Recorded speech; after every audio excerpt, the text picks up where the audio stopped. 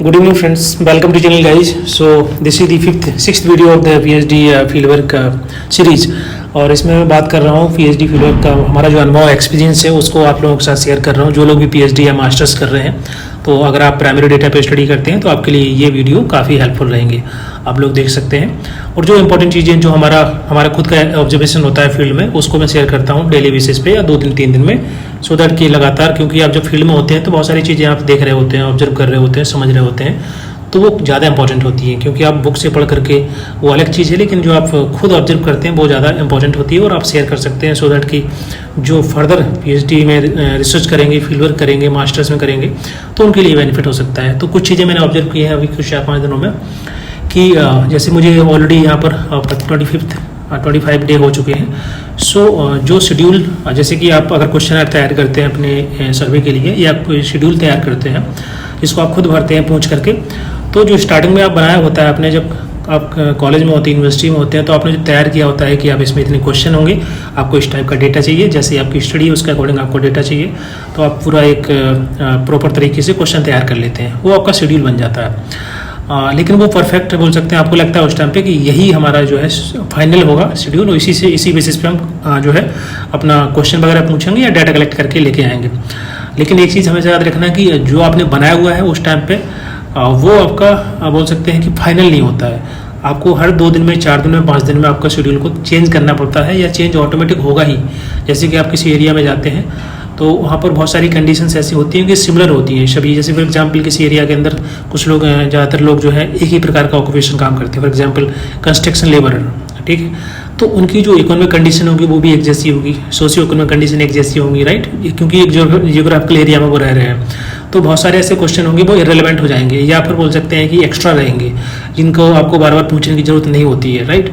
तो ऐसे बहुत सारे क्वेश्चन आपके हट जाएंगे उस शेड्यूल के अंदर, हो सकता है कुछ नए क्वेश्चन ऐड हो जाए।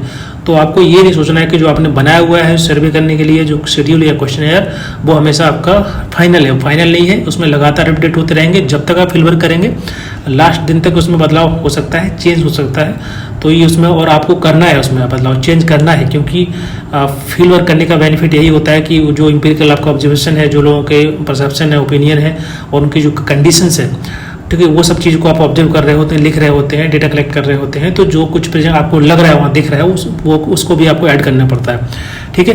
तो इसी वजह से हमेशा उसको अपडेट करते रहना। और जब आप जेरोक्स निकालें, फोटोकॉपी करें, जैसे ऐसा मत करना कि जैसे आपको अगर 150 लोगों से 150 सैंपल निकालने हैं तो आपने स्टार्टिंग से ही 150 फोटोकॉपी लेके आ गए, वो फिर आपको नुकसान होगा। उसमें क्या होगा कि आपने देखा कि लोगों से बातचीत करके आपको लगा कि इसमें कुछ क्वेश्चन और ऐड हो सकते हैं या कुछ हटाना है, तो आपने तो ऑलरेडी 150-200 फोटोकॉपी करा लिया है, तो आपका पैसा बर्बाद होगा।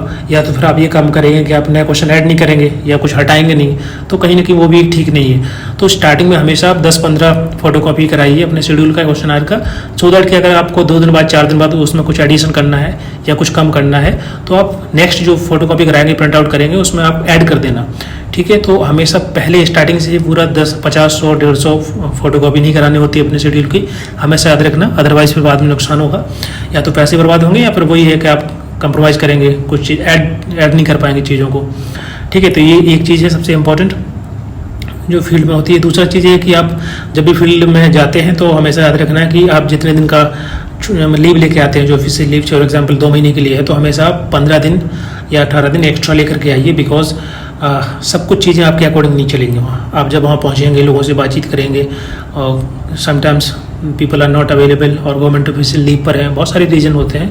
तो मे बी आप वो जितने दिन का आप लीव लेकर के आए ऑफिशियल, उतने दिन में काम ना हो पाए, तो आप एक्स्ट्रा टाइम लेकर के आइए, सो दैट कि आप पूरा अपना काम निपटा कर जाए। क्योंकि बार बार परमिशन लेना, बार बार फिर कॉलेज या यूनिवर्सिटी से परमिशन लेना, वो बहुत काइंड ऑफ हैक्टिक रहता है और टाइम भी कंज्यूम होगा बेवजह। तो कोशिश करिए कि कम समय में कैसे कैसे हम पूरा डेटा कलेक्ट कर पाएँ। तो ये मेरी एडवाइस है, because I am in field, so I can realise this thing कि अगर आप 2 महीने का टाइम लेकर के आते हैं, अगर आपका टारगेट है कि 2 महीने में आप पूरे सैंपल कलेक्ट कर लोगे, तो 2 महीने 10 दिन, 2 महीने 15 दिन का लेकर के आइए, टाइम एक्स्ट्रा टाइम लेकर के आइए, वो बेहतर रहेगा, ठीक है। तो ये 2 चीज़ें इंपॉर्टेंट है। एक चीज़ जो मैंने और ऑब्जर्व की है जो कि थोड़ी सी डिफरेंट है, शायद आप लोगों को आप सुन के आपको ठीक लगेगा या उसके कुछ सीख सकते हैं। मेरा एक्चुअली फील्ड वर्क अभी यहाँ पर स्लम एरिया में है, मैं सिटी में स्टडी कर रहा हूँ, अर्बन स्टडी है, तो स्लम नॉन स्लम में स्टडी है, तो अभी प्रेजेंट टाइम में स्लम में जा रहा हूँ।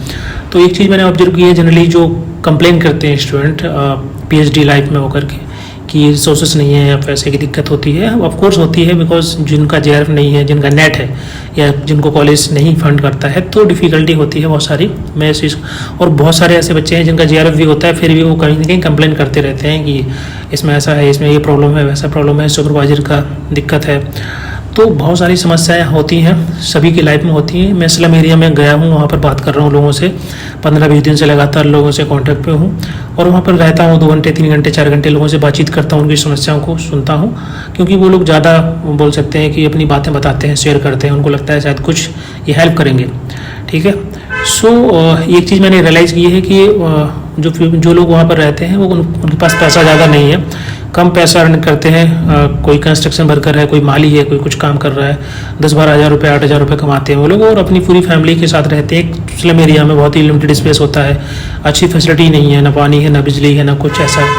उसके बाद भी वो लोग खुश हैं, बहुत अच्छी तरीके से रह रहे हैं। मतलब ऑफकोर्स डिफ़िकल्टी होती है, बहुत सारी इशू है, लेकिन जो कुछ उनके पास रिसोर्सेस हैं उसमें वो कहीं ना कहीं खुश रहने की कोशिश करते हैं और अपनी फैमिली को चलाने की कोशिश करते हैं उतने ही पैसे में, उतने ही रिसोर्सेस के अंदर।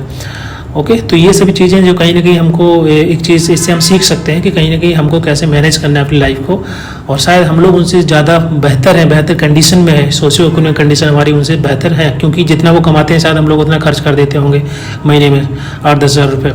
ठीक है, तो कहीं ना कहीं कंप्लेन करने के लिए हमेशा चीज़ें होती हैं, कर सकते हैं कोर्स, हमेशा बेहतरी की तरफ हम बढ़ना चाहते हैं तो चीज़ों को इस तरह से देखते हैं, लेकिन कहीं ना कहीं जो कुछ हमारे पास होता है उस पर हमारा फोकस करना चाहिए और कैसे करके मैनेज करके हमको जो है आगे बढ़ना है। और अभी प्रेजेंट टाइम में आप पीएचडी कर रहे हैं तो इशू आएंगे बहुत सारे।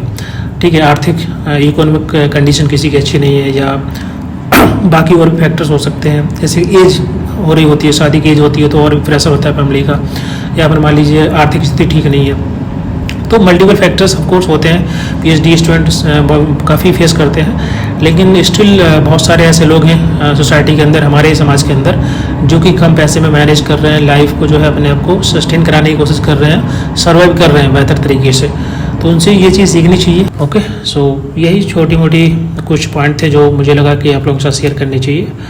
आई होप आपको कुछ इससे कुछ बेनिफिट मिलेगा। Thank you so much.